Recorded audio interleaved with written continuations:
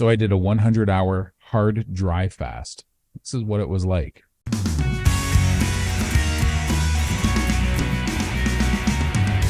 Hey, what's shaking bacon? My name is Bruno Panucci. I hope you're doing well. So in place of putting a commercial through the center of this video, I ask that you like, comment, and subscribe to this channel. I really appreciate it. So as far as how you might feel about fasting or dry fasting or anything like that, do your own research. There's lots of doctors out there, medical doctors, talking about the benefits of intermittent fasting as well as some extended fasts. So let your conscience be your guide. I'm not doing this to encourage you to do it. I was curious and wanted to give it a try, and these were my results. Now that gout doesn't seem to be bothering me too much, I'm going to give intermittent fasting a shot again. For the most part, I've been off my gout medication for a while, and I've been relying on baking soda and vinegar, apple cider vinegar, to help keep my body in more alkaline state. And it seems to be working, because there were a couple times in the last few weeks that I've been experimenting with fast, and after taking some apple cider vinegar, that sensation I was feeling that's typical of passing a kidney stone went away, and I ended up passing sand. So it seemed to really work almost immediately, I would say within 20 minutes. So I was feeling pretty optimistic to give this a shot, because what lingering effects there might be from my gout, I figured might get managed between baking soda and apple cider vinegar. And it seemed to have worked. So the difference between fasting with electrolytes, like I've typically been doing the last few weeks, on and off, starting at really short windows of time and slowly extending it into longer windows of time, and I'm going to roll in and out of those.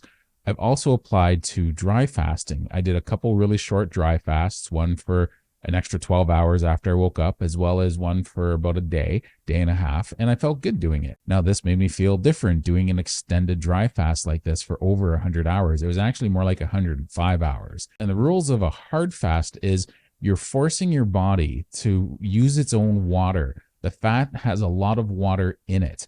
And it's not just fat, it's not just oil, right? So there's a lot of water already in your fat cells, and you're forcing your body to drive that water out of your fat cells. So I thought I'd give this a shot. And of course, at any point, if I wasn't going to feel good with this, I was going to stop. So the rules were obviously no drinking water. There was no electrolytes. There's no showering or brushing your teeth. You don't want water to touch your body, because believe it or not, you'll absorb water, and you'll be surprised at how much water I absorbed after a few days of doing this, just from taking a shower. Now, you don't want other people in your home if you're doing this, because one, you're not showering, so you're going to smell.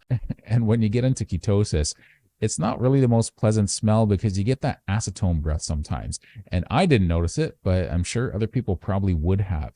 So I really lied low socially for a few days while I was experimenting with this. If I met up with anyone, it was outside. Now, everyone's going to think I did this for the weight, and I didn't do it for the weight loss. I did it to help manage my insulin a little better. I did it to try and give my organs a bit of a rest, my pancreas and my liver. So I felt pretty good overall doing this, I have to admit. There were some negatives to it. Now, as far as my sleep went, my sleep was really good. I always thought I would sleep really poorly, because whenever I'm doing carnivore and I didn't get enough calories in the day, my sleep would suffer literally by that day. If I didn't get enough fat in the day, my sleep would suffer literally by the end of that day. So when I do fat fasts, I get bad cramps. The longer I do a fat fast, the worse the cramps will get. So I was worried about getting some cramping, and turned out that wasn't an issue. I didn't get cramps at all through this. I was tired every night and felt refreshed every day when I woke up. That's the first time in a long time I've felt that good consistently. Now, sometimes I might wake up a little bit in the night, but I'd go right back to sleep. So it wasn't too much of an issue. I wasn't sleeping as deep as when I was doing a high-fat 90-10 carnivore diet, but there was still a lot of sleep. Whenever I started to get cold, I would just move around. And it was easy to get cold doing this, I have to admit. But in the middle of the summer, that's not so bad. Now, my overall energy level was low. Now, I didn't have nearly as much energy as when I do a water fast with electrolytes. Doing a water fast with electrolytes, it's like the best of both worlds. You can still go back to carnivore whenever you cycle in and out of eating in any particular way you want to do, but my muscles wouldn't cramp, and I had lots of energy. Whenever you start to feel weak, you have more electrolyte drink. Simple as that. Whenever you start to get cold, you move around. So I applied lots of those same principles with movement during a wet fast to a dry fast. But the energy was not comparable between the two types of fast.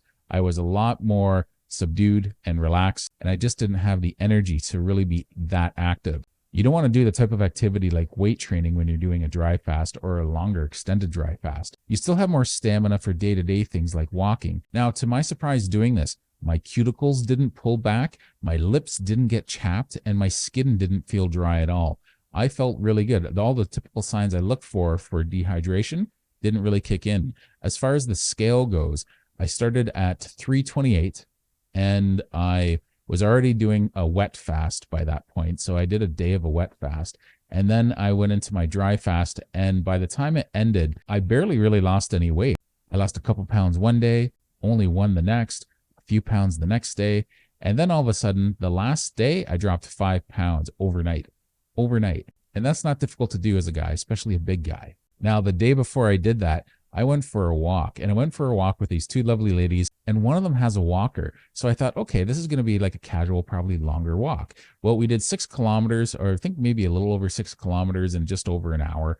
And right from the beginning, I was surprised at the pace these two ladies had. Now, these ladies both stay very active, but I honestly thought my friend with the walker would be walking a little bit slower. So I thought, okay, and I'm typically a slower walker to begin with. I can walk fast, especially if I'm doing a wet fast. I really enjoy that. But when you're doing a dry fast, what I was worried might happen, happened. And I ran out of steam. I ran out of fuel, probably at about 2/3 of the way through.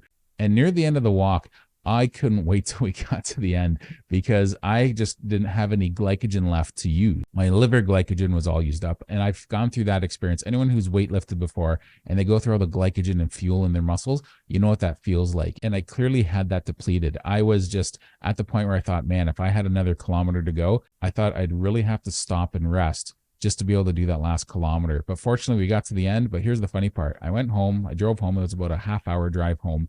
And I actually took some baking soda, and this was the only cheat I had on the whole 105 hours. I put my finger in the baking soda and licked it a few times just to keep the minerals up.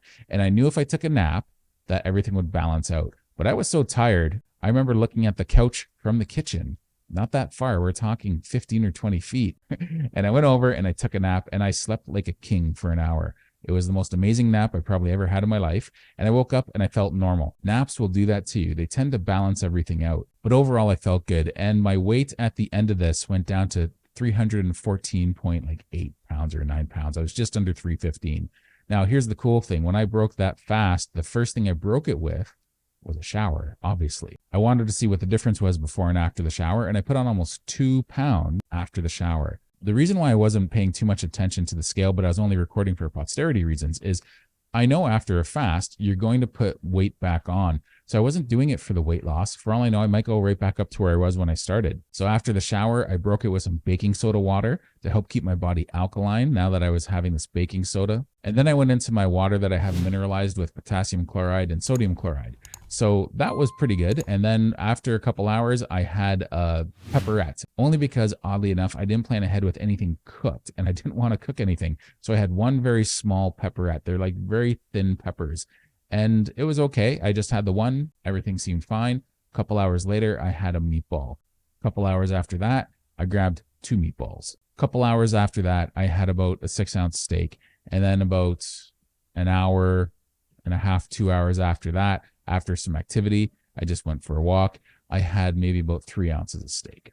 So like anything in life, you never just go into something like this aggressive. That's not the way I handled it. If you wanted to go for a 5-kilometer jog, you're going to do shorter jogs first, and then you're going to build up to 5 kilometers. I did a bit of intermittent fasting with water and then dry before I went into something like this that was extended.